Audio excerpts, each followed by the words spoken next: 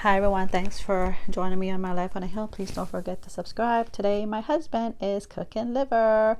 Yes, liver, beef liver, by the way. And so I took all the seasoning out for him, which is salt, Belize and ricotta, the black pepper, and I chopped up all the onions. And he already seasoned in a container, and I completely forget to show you, but you guys just throw a little bit of everything and just we put it in a bag because it's easier to store in a refrigerator, because we also had done ribs and chicken seasoned for next day dinner. So this is the beef liver. We got it from the market down the street. And so what he did was basically put coconut oil, and then he browned on both sides the liver, and then he went ahead and added the liver and the onion on top, and let it cook for about no more than 10 minutes, depending on how many you have.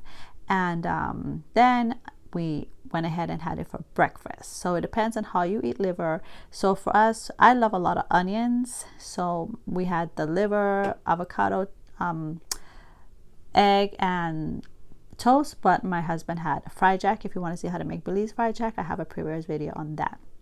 So that's just to show you what it looks like. And then I ended up doing it for my lunch, which is rice, veggies, and liver.